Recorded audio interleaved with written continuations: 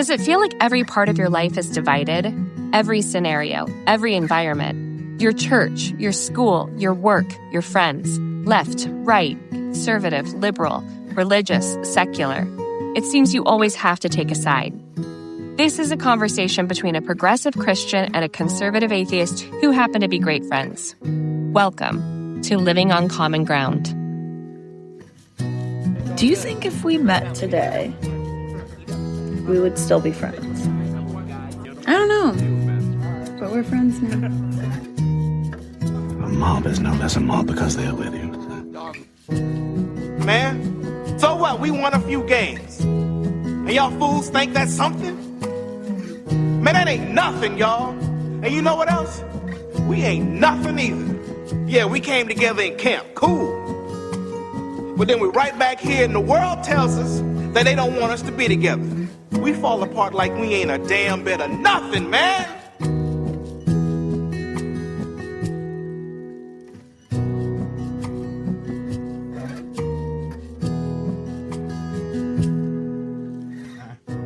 All right. You doing all right?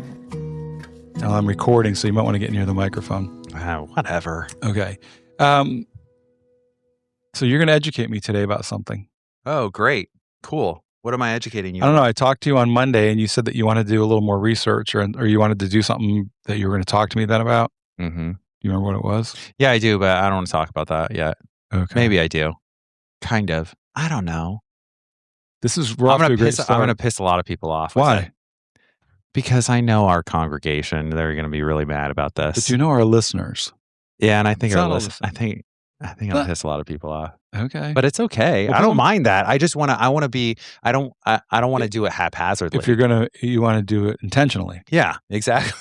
Okay. I want to be purposeful about it. Okay, so the topic title that I had written down was something like, and I brought the paper and left it in the car. Of course. I need to resubmit that reference that I gave you. Yeah, the one that you lied about. I didn't lie. I did give you straight fives, which that was the Like highest. I said, you lied. No, I think very highly of you. You know this. So the topic title was "Women are the conduit, men must create." Yeah. That was the title. Okay. And so it was just, so I've been thinking about this a lot for the last 5 years or so. Okay, go ahead. No. I have a question right off the bat. Yeah, go ahead. Is this a phrase, or is this something that you have come up with, or is it something that you were introduced to? No. A concept you were introduced to. The way that I wrote it out, that was just me just thinking out loud. Yeah, I know. And a lot of times the way you write things out is because you're trying to stir something up. Yeah, I'm not really trying to stir anything up, but I was just trying to make it condensed into a title, a note, so that I could remember what the idea was that I was talking about. All right. Sorry. Go ahead. So, there's this I really want to get this. I really want to get it more precise before I really get into it. It really comes from from discussions that I've listened to Tom Holland have. Okay. The historian, not Spider-Man. That's right. I always feel it's necessary. It is necessary to make that distinction. It is necessary, and what's so nerdy is that he's the first one that comes to my mind. Yeah. When I hear the. Well, now when you say it, he's the one that comes to mind when you say it. Yeah. But when everyone else in the world says it, I think it's of course Spider-Man. it's going to be Spider-Man. Yeah. So Tom Holland talks about, I heard him talking about Greek culture, specifically Athenian culture, but it could be expanded out to a lot of the Greek culture. And he talks about how, from our perspective in 2026 or whenever it was he was talking about, it can be construed that it was a very sexist, misogynistic culture. Okay. The idea being that like men were the ones who were in charge of government functions and military and that kind of thing. But what he points out is that in that culture, women held the connection between humans and the gods, and you see this in a lot of the like the priest class. The temples would be they would be staffed, for lack of a better term, by women. Mm-hmm. The like the Temple of Apollo and these, when I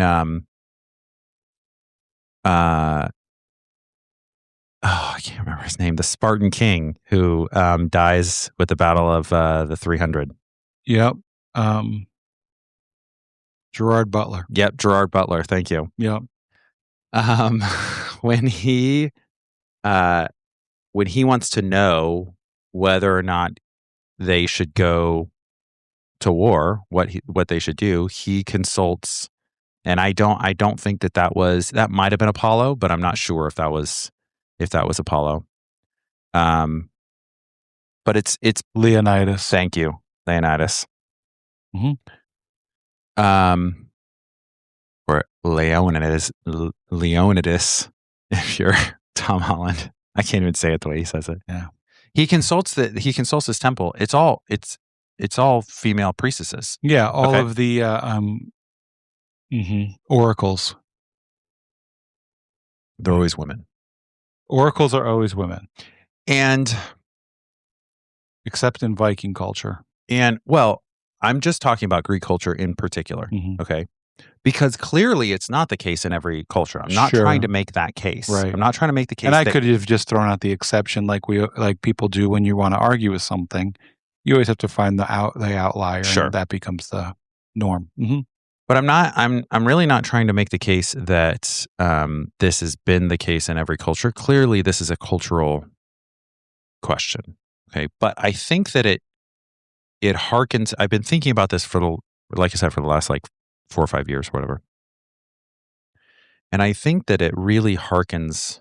I want to get back to, I want to see if there's some sort of kind of foundational human principle in this. And so I imagine a human who is, I imagine our common ancestor, actually, even, with the ape. Right. Mm-hmm. One that would have something of a self-consciousness. Mm-hmm. Okay. Something of a self-awareness. But you'd have to imagine that the first self-awareness would be it'd be like a human baby today, right? It's just I. Mm-hmm. That's it. And it not like what you and I would think of when we think of I, because of course we have multiple layers of brain development now. Mm-hmm. As an adult, I have multiple layers of brain development. But if I just think of something that's purely instinctive, an organism that's purely instinctive, and then I just think of, okay, now there's a concept, there's something that's gone through its head of I'm different from you, mm-hmm. right? And it's kind of that universal experience in humans, which is I am different from mom. Right. Yeah. Right? Let's see. Piaget talks about early childhood development. He talks about that moment when you begin to realize that you're separate from mom. Right. Mm-hmm. So, and of course, that is not a moment that is set within a perspective. Like, it's not you and I imagining a moment where we discover this, mm-hmm. because the structure that it exists in, this mm-hmm. thought, if you even want to call it a thought, this experience, the structure is still the structure of an instinctive animal that has no thought, right? It's the only thing that exists. There's no other, this is a hand, this is a foot, I'm breathing air. There's nothing. It's just separate. It's almost like let there be light, right? It's almost like nothing and then something. Okay. So I imagine an organism, our ancestor, somewhere along the line. So it's like the first time that something understands being. Just has self-awareness at all. Okay. So now, so just, if you bear with me, just accept that concept. Now imagine a whole Not species, even understands awareness of being. Just there's an experience of being. Okay. In a way that I don't believe, and I know that I'll get some arguments about this, but I don't believe like dogs have. I think it's possible like an elephant might have the very first, I mean, just really, and they might not, maybe I'm even overstating it there.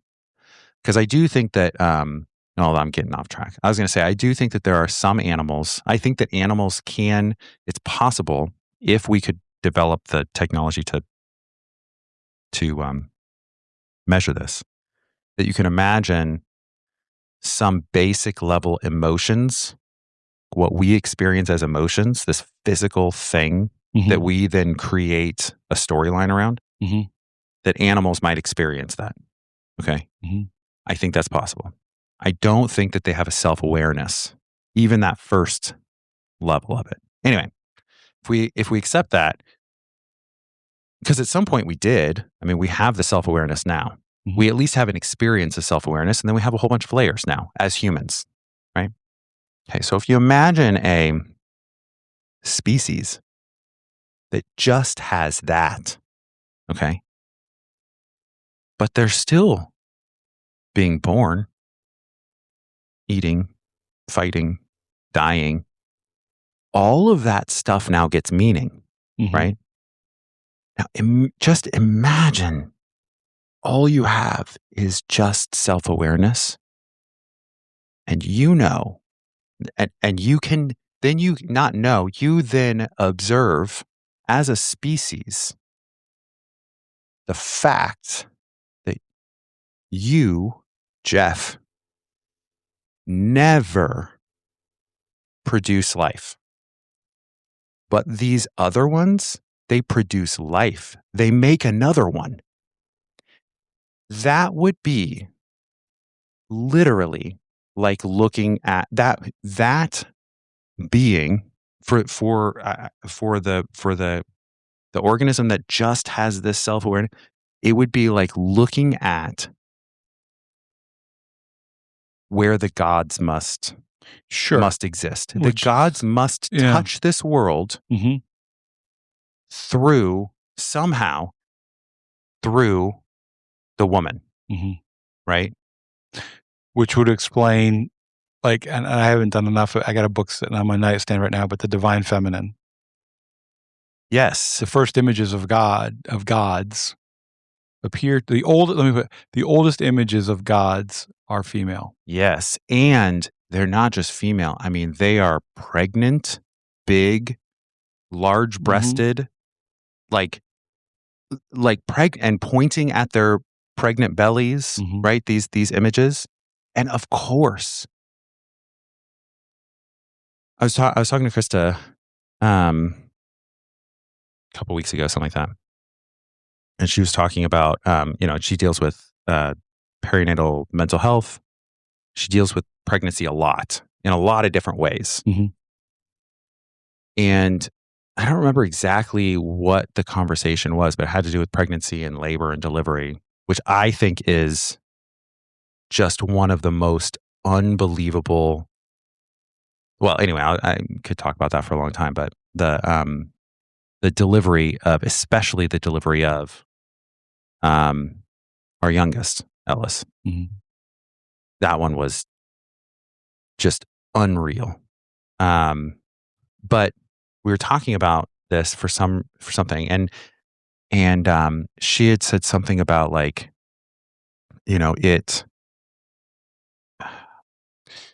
oh man, I wish I could remember exactly what she said. She was saying something about how it, that it's like your old self dies, right? As a woman, your old self dies. And I just made the offhand comment.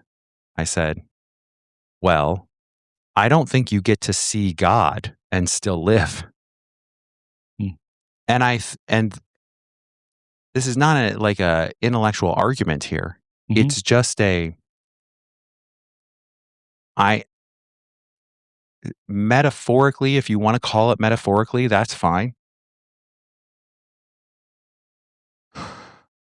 I think that for the most fundamental human, it would have just seemed obvious that the gods, well, like I said, the gods touch our world through the female. And so in going back to what Tom Holland talked about, he talked about how it was true that the Greek culture placed men in the deciding positions politically and socially and that kind of thing. But he says where we miss it is our society. Our society does not it does not value the connection to the gods and the weird, as he puts it, the weird, the mysterious. That's not a part of our world. It's just not. It's a separate thing that gets held kind of over here, and we can dabble in it if we want to. Right? Our society is not built around that. Our society for the last 400 years has been an experiment in how can we carve that off, right? And so to us, we go, well, the only thing that matters is running politics and the social order and all of that, right? But the Greeks did not think that. And so I think so. The line that I wrote down, women are the portal, men must create, is this kind of this idea. It's been said in lots of different ways, and I think that it's interesting to me. There's I've heard it said that men make war because they can't create life, and I think that there's something to that underneath, and I think there's more to it. Obviously, that's just a stupid one-liner. But there's something to the idea that the part of our species that can't create life feels compelled to somehow make a mark, go create, right? And of course, this is not saying that women don't create. That's not my point at all. Because they are the original creators. It's like this is kind of the analogy that I think in my head. It's like Superman. Who Superman is contained within Superman. Superman isn't Superman, and then what we really care about is that he's a really good reporter. It's like his identity is the fact that he's a superhero, right? The concept is like men have nothing within themselves to have as their identity that's meaningful. You got to make it. And again, this is what I'm saying. Like, I know I'm going to ruffle some feathers here. This is not some sort of like foundational truth. It's just an observation of how I think humans would have interpreted what they saw around them and what could produce life and what couldn't, and then how culture would have broken that off, as it kind of developed down the years. So, your thoughts? Well, I mean, you haven't said anything that I would disagree with. I think that I'm interested in processing, again, not the outliers, but if we consider that, if that is, I think you said it's not necessarily, okay, let's just say that's the first, that is foundational, I think, a foundational understanding that begins. So then what is the reason that some cultures like the Jewish religion that begins, right? The cultus that begins, it's all male priests. Mm-hmm. So is that because, is there a threatening? Is there a, I would be curious to kind of spend some time thinking about, is it a pushback against? Is it a result of the creation, like the men create women? How did you say, what was the original thing you wrote? Women are the conduit. Uh-huh. Is it because the realization comes that I can't do that thing, so I have to control that thing that does? It might. I wouldn't make any kind. I'm not enough of a historian to make a definitive statement. Yeah. What I do think, though, is that there's enough. There's a lot of evidence to suggest that that was distinctive. Mm-hmm. And when you're pushing back against other Semitic tribes, making yourself distinctive Mm-hmm. is important, or would seem important. Also, I think of human culture as like kind of a pinball machine. Mm-hmm. Things reacting off of reactions and then getting codified into culture. Sometimes really lining up with what came before it, and sometimes reacting against it, you know? So I don't have any kind of definitive answer for you. I mean, like I've heard a lot of people talk about the Hebrew patriarchal religious tradition, Mm-hmm. and how it developed, and how it developed in the face of the some of the matriarchal religious traditions. Mm-hmm. I don't know, and also just I feel like, I guess, because most of the people who are listening to this have only known me for a few years, I feel like I need to make caveats about the fact that I don't think any of this should be prescriptive, and I don't think that anything that I'm talking about right now necessarily has to apply to any individual on an individual basis, right? Individuals will run a big spectrum, Mm-hmm. but when taken in the aggregate, I think this is an interesting way to observe and kind of explain trends, gender trends, right? And how human history kind of developed. And again, I mean, I think that, part of this is that, I said before, I don't really believe in progress. I think I believe in trade-offs. Mm-hmm. I think things change, and you gain and you lose. Anytime you gain something, you're losing something. And I think I'm interested in really considering things that are lost from having the type of society that we have. Mm-hmm. And I think one of the things that is lost is this concept of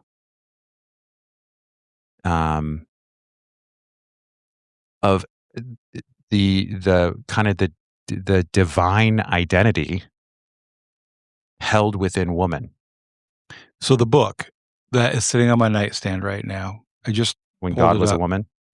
It was When God Was a Woman by Merlin Stone, written in 1978. I just pulled it up. So this is what the book is about. It says, in the beginning, God was a woman. How did the shift from matriarchy to patriarchy come about?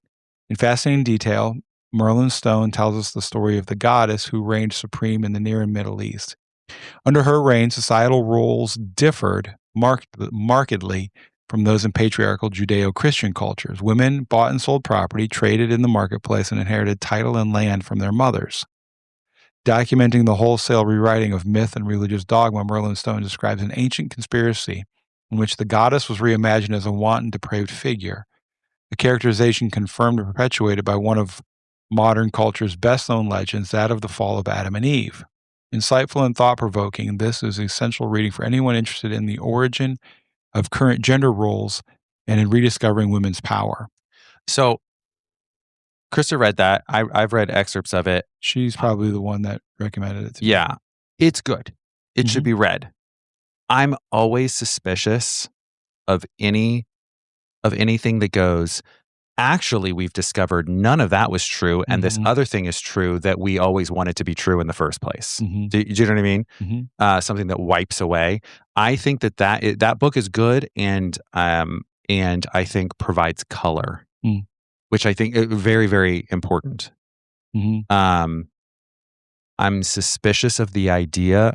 Suspicious is not the right word. I'm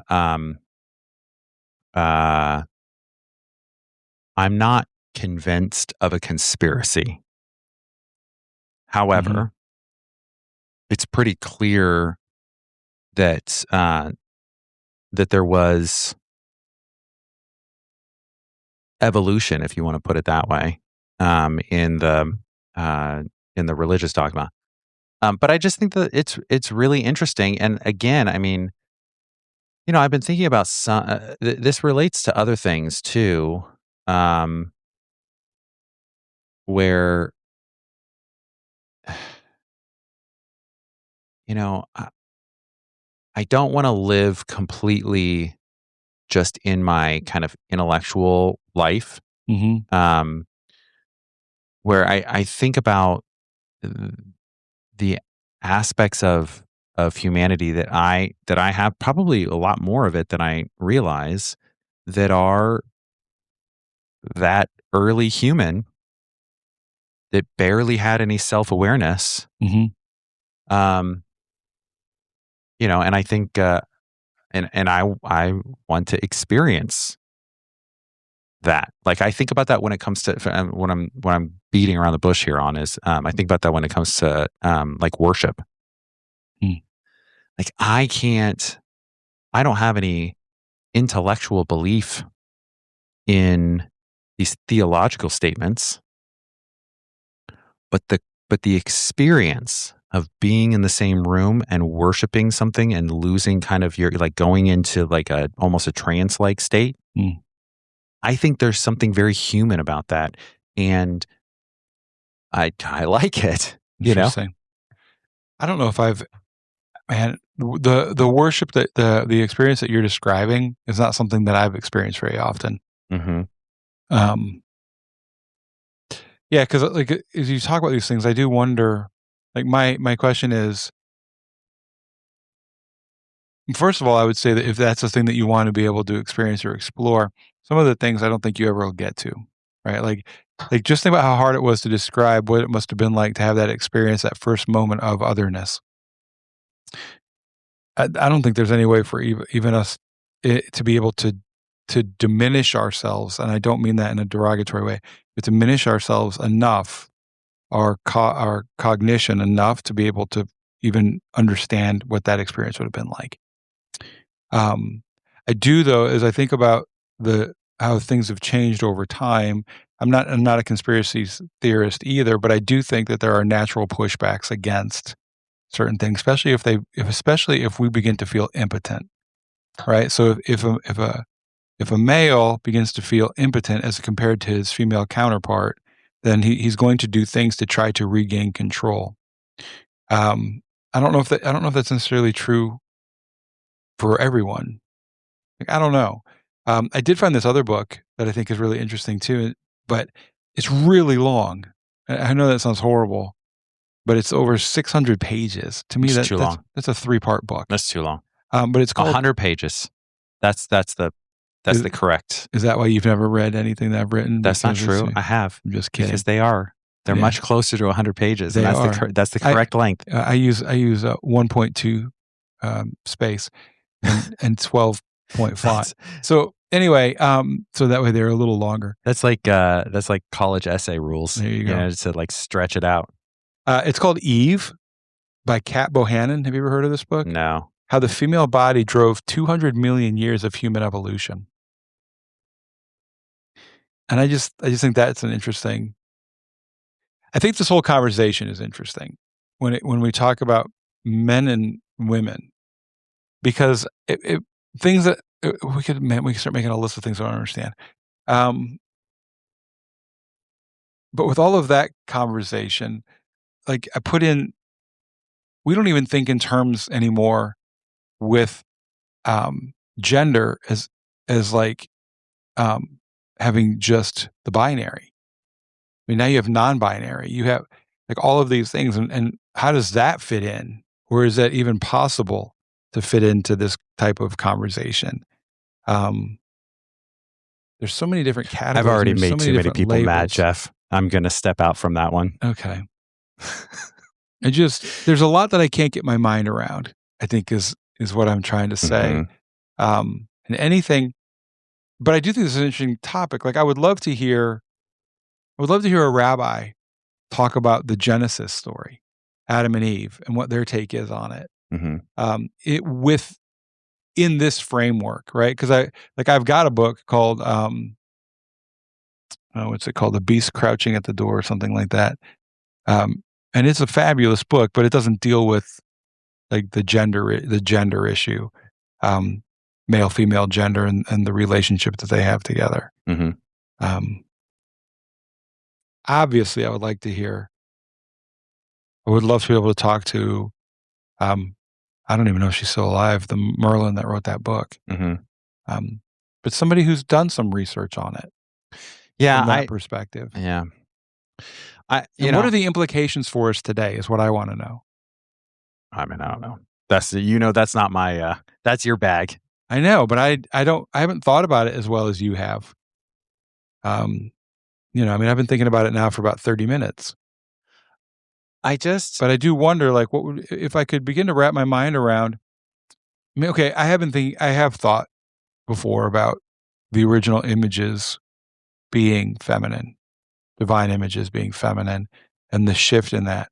I'm still not sure. I think that maybe within the church, within religious institutions, if we're willing to at least explore this concept, it should open us up to for those traditions that seem to be clinging to a patriarchal system. It at least would be a good conversation to open up some possibilities for other than men. I mean, maybe, I guess. I don't know. I mean, the Christian tradition comes out of the Jewish tradition, which was patriarchal. And so, I don't know if it has any place in it myself, but that's not my bag. You know what I mean? Like, that's not my responsibility. That's kind of yours. So my responsibility. That's right. But I don't, I just think it's fascinating. I think that, I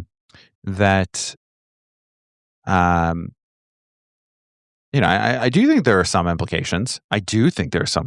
But I think that I would make people very, very mad if I started talking about those implications. I think that there's, first of all, well, no, how do I want to say this? I think that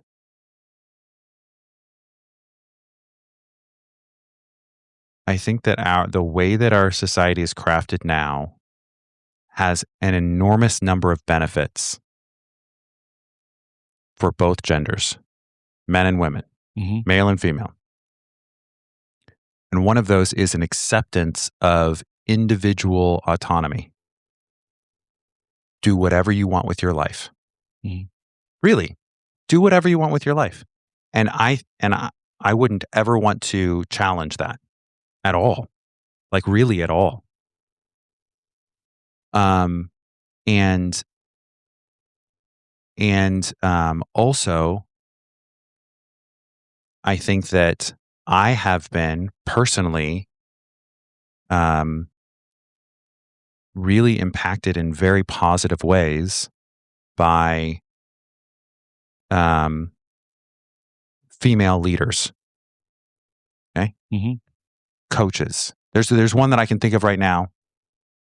Well, I can think of several actually in my life. Okay. That's great. I think also what has come with that is a trade-off of a complete rejection as important, the identity of life bringer, literal life bringer that a woman has. And I think that there's something that's possible that's been lost there, where the highest possible value, and I know this has been said 1 billion times, the highest possible value is having a really good job for everyone, men and women. And I think we've lost. I think that there's something lost there. And I wouldn't want, I'm not advocating for some sort of like social program to force genders into particular roles at all. Mm-hmm. I don't want, I mean, I'm a libertarian. I don't want anybody telling me what to do. I just think that it's worth exploring this aspect of humanity on an individual level that seems so ancient that it goes back obviously far beyond writing. Maybe it goes back beyond our species. Maybe, like I said, I will never get over the birth of Ellis. And when Reed was born, it was a really important time also. Very important.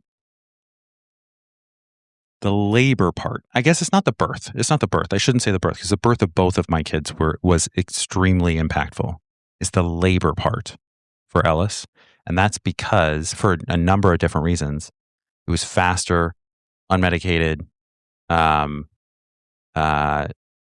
the experience of it for me was like I was in war with she was in a battle, but in the type of way. And of course, I mean, roll your eyes. I'm not saying you're rolling, but somebody wants to roll their eyes at this, especially any woman who's given birth. She wants to roll her eyes at this. I was not giving birth, obviously. I felt that was when I came away from that was like, oh, that's their war. That's their war. Where everything it clicks into like a focus kind of like a, it felt transcendent. So that's interesting. That was there. So two things have popped into my head. Yeah. One is, Madison's in Costa Rica right now with a group of students. And apparently, I didn't know this about Costa Rica because I don't pay attention to Costa Rican politics. But You don't? No. But their leader is a woman. Oh, yeah, I think I heard that, yeah. And it's one of the most peaceful, safe countries that you can travel to. Mm-hmm. And in the little videos that they've been making, I shouldn't call them little videos. That sounds like I'm being dismissive. In the reels that they're creating, what I meant was short. Mm-hmm. There was an offhanded comment by one of her friends who just said they were commenting. They were at the government building, and they were talking about a female president. Mm-hmm. And she said, kind of as they were walking off, "It's the reason it's so safe." Yeah, I quibble, right? Anyway, okay, that's not what I'm getting at. Yeah, but that was something that came into my mind. Yeah. The other thing too was you talked about this idea that men create war, but then you also said that was her. And then so if that is your war, then you don't need to go create one, which made me think about this. Something that we've talked about. I don't think we've ever talked about it while we had a microphone in our face, maybe, but I don't know. is this idea that we currently live in a society where day to day, we don't really have conflict, like real conflict. Oh, yeah, sure. Right? So we create it. And a lot of what we do is create hardships for ourselves. Does that connect to what you've been talking about? Yes, actually. That is. So I think what happens is we don't have any reason to struggle in our society. But God, we make it. But good thing. That's good in my opinion. Yeah. That's the ideal. That's what you don't want to go to. You don't want a society that is. You don't want an Aldous Huxley on the yeah. Well, what I'm saying is, I don't want to live in a society that is under a lot of strain and struggle. Right? We have this idea in our head. I was just thinking about this today. There's this. But Brave New World would be just as bad. Okay, what you're saying. Well, I just put words in your mouth. How's that? That's okay. There's this concept of, it's been said in a ton of different ways, but this concept of wooden shoes walking up the stairs and silk slippers walking down. And I think maybe Herodotus is the first one that came up with this concept, but it's this idea that as a society is growing, it's hardy, it's Spartan, it's, it really knows what's important, and it struggles, right? And we respect that, right? Even that what I just said, wooden shoes going up the stairs, silk slippers. Nobody respects the silk slippers. They're decadent. They're, in the old days, we would have said Orientalist, right? It's like you don't respect it. But you really shouldn't hope for the wooden shoes. If this is true, which a lot of historians, they really quibble with that concept of a society anyway, that any society has ever really gone through those stages. But if it were true, you don't want to live in you wouldn't pick to live in the time period where it was going up, right? When everything was a struggle. You want this, as far as I'm concerned, I want the society to be the silk slippers coming down. I'm going to live in a very small section of that time period, right? I think that's what we experience. Okay. We experience no outside strain, really, at all. Okay. So then what I think happens is exactly what you're talking about. I don't think we consciously create struggle. We have to have struggle. We have like this drive for struggle, but we don't consciously create it. And so then we have misery because we bring on unconsciously, we bring on struggle. We bring on conflict with our peers. We bring on financial strain because we insert ourselves into conflict where we don't need to be. We do that. Absolutely. So the antidote to that, I'm convinced at this point in my life. Oh, if you know the antidote, I would love to hear it. Yes. How about at a societal level? No, absolutely not. There's no antidote on the societal level. You should know me better than that. Okay. There is never an antidote on the society level because you can't make decisions for anybody else, but you can for your individual self. Spoken like a good stoic. Okay. You take on voluntary struggle, real struggle. And what happens inevitably when you do that is it makes the unconscious misery that comes from the misery that comes from the unconscious struggle quiet down. So that would explain why when I do a long backpacking trip, I come back a lot more peaceful. Absolutely. Because I've experienced actual struggle. So I'll give you an example. And I could send you the reel, but I love David Goggins. Think whatever you want about him. Some people like him, some people don't. It's fine. For anybody who doesn't know, he's a very extreme person. And one of the things he does is he does these like super long ultra marathons, 300-mile marathons and whatever, and there's this interview he's talking about where he's talking about why he runs. And he says, I run because it's the thing I hate the most. I hate it the most, and I try to do it like I love it. And he says, I train for these races, and then I come up to, and I'm driving up to the race, getting there, and I'm like, I'm so mad. I'm like swearing at my wife, like, why the F am I here? What am I doing this for? I hate this. And why am I, and he goes, 70 miles in, all those questions are being answered. All the questions are answered. Everything's quiet.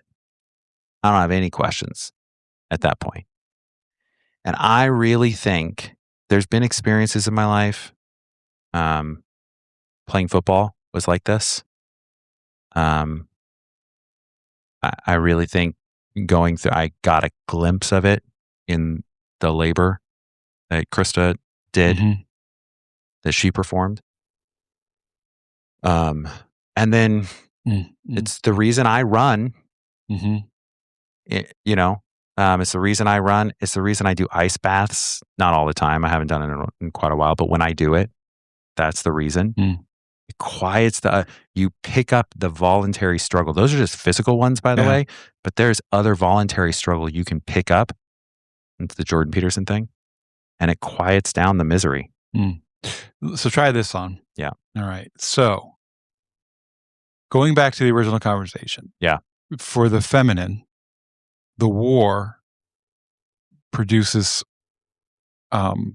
It produces life. It's the essential building block. It produces something, a genuine beauty, right? And so we live now in a war, and so it leads to, like what you talked about. So then the man tries to figure out what it can create, right? The male tries to figure out what it can create, and often it ends up creating war. It creates struggle. The woman is already experiencing struggle, the war, and as the result of it is beauty, is productive. Man tries to do the same thing, but often it comes out as destructive. It can. Right? Okay. But you're not setting out to do something destructive, because even when especially early on, when you're trying to do war, we look at war now and we're like, oh, it's horrible. But, you're still trying to do, you. Right? Okay. I'm with saying? You. I'm totally with you. Yeah. Like Egypt didn't attack or the Babylonians didn't attack Judea because they wanted to hurt Judea. It was productive for Babylon. There's always some sort of reason. There's an altruistic understanding of why we have to do this, but you're creating a conflict. Today we live in a world, in the United States anyway, where that's not naturally built into our everyday experiences. So we, to your comment earlier, do it subconsciously. We create drama for ourselves. We'll do this. Don't ever, by the way, point out to someone that they like drama, because I did that, and the person never spoke to me again. Because I just said, let's try not to create drama where there isn't any, and they yelled at me.